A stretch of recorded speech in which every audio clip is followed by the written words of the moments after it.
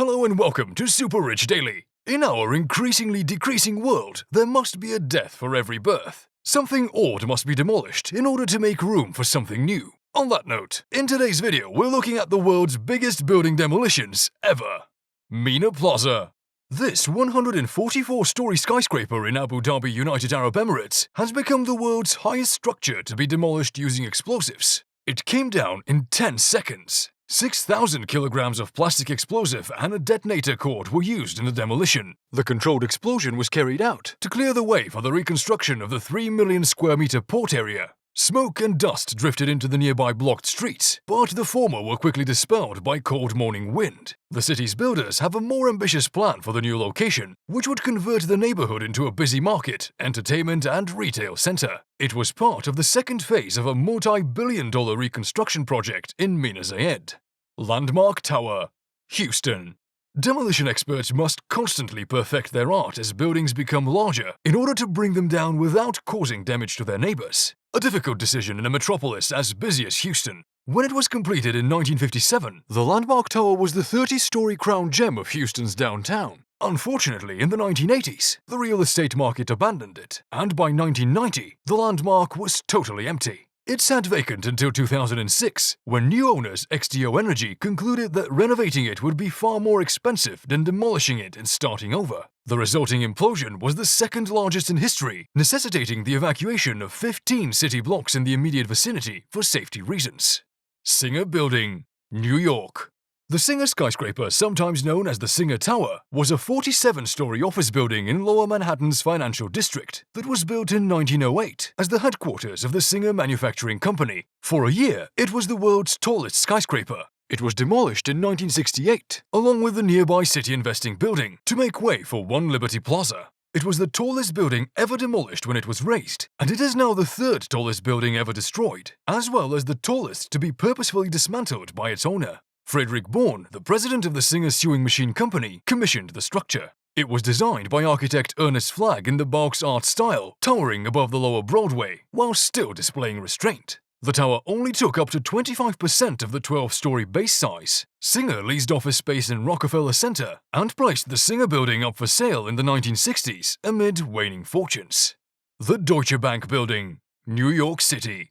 The Deutsche Bank building, located at 130 Liberty Street in New York, next to the World Trade Center, was formerly known as Bankers Trust Plaza. It debuted in 1974. Deutsche Bank bought the skyscraper in 1998 as part of an acquisition of Banker Trust. The building sustained significant damage during the September 11 terrorist attacks from 2001. The fall of 2 World Trade Center ripped a 24-story gash in the facade and completely demolished the building's interior. For months thereafter, steel and concrete protruded from the structure. That was ultimately cleaned up, but the 42-story ruin was demolished. Following the destruction of the building, World Trade Center Tower 5 will ultimately replace it, expanding the ground on which the World Trade Center sits. Shreve Laman Harmon, who also designed the Empire State Building, designed the structure.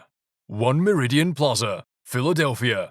One Meridian Center was a 492-foot-tall, 38-story building that stood at the present location of the residences at Ritz-Carlton and the W Element Hotel in Center City, directly across from City Hall. The building was constructed between 1968 and 1972, just after the 1980s skyscraper boom. The building, designed by Vincent & Klink & Associates and constructed by Girard Bank and Fidelity Mutual Life Insurance, was severely damaged in a tragic fire in 1991 and was destroyed in 1999. The skyscraper's facade featured a curtain wall of ornate and black glass that climbed from floor to ceiling, with rows of granite going horizontally all along the floor plates. The north face of the tower fronted the plaza west of City Hall, while the east face was connected by a narrow strip to the 394-foot Girard Trust building. The west front of the structure also had windows, while the plain south face was completely devoid of them. 2 helipads were housed on the roof. On February 23, 1991, just 3 months after the outlets at Liberty Place began, a fire broke out on the 22nd level of One Meridian Plaza. The incident, which was reported at 8:23 p.m., was started by an oil rag left in an empty office undergoing renovations. The oxidation of the rag created heat and ignited a fire that extended many stories and burned the majority of the facade to the roof. There were worries about the building falling during the fire, but the structure stayed solid throughout the ordeal.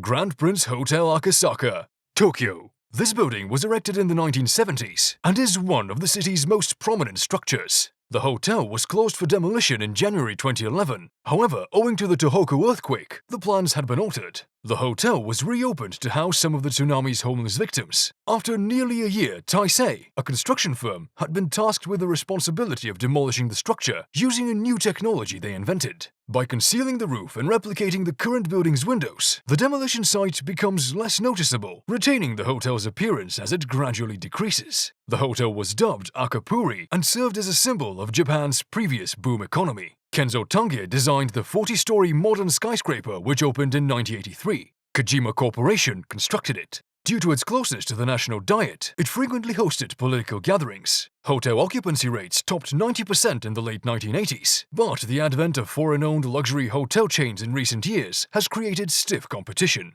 Despite the 2001 renovations, the average income per room decreased to about half of what it was during the boom. Seibu Holdings, the hotel's owner, revealed intentions to demolish and rebuild the hotel in April 2010. The destruction was motivated by outdated facilities, insufficient revenue, and room ceiling heights as low as 2.4 meters. The Ocean Tower. The 134-unit tower on a patch of sand near the Mexican border began as an ambitious proposal to build 31 stories with unparalleled ocean views. It was billed as the Rio Grande Valley's highest structure. Italian marble flooring, granite countertops, stainless steel appliances, bespoke cabinetry, high-end fixtures, oversized jacuzzi tubs, and stand-up showers were all included in each unit. Builders noticed cracks in the columns supporting the parking garage in May of 2008. According to the official explanation, the parking garage and the tower were designed incorrectly, causing the weight to fall on the garage rather than the more robust expansion joints. The use of expanding clay, which contracts when weight is applied to it, exacerbated the problem and caused the parking garage to stay unsettled. The tower's core had fallen 14 to 16 inches, but the adjoining parking lot had displaced less than half of that distance, according to preliminary analysis. The tower was dubbed the Leaning Tower of South Padre. Despite the construction team's best efforts, the damage had already been done. Engineers determined that the renovation work would be too costly and uneconomical after analyzing the problem. Controlled Demolition Incorporated conducted a controlled destruction of the building in December 2009. The $75 million structure was the world's largest concrete building at the time of its collapse. To ensure the safety of the island's residents, the park next to the Ocean Tower was closed off for the day. Despite this, spectators in nearby hotels and restaurants were able to watch as the skyscraper crumbled.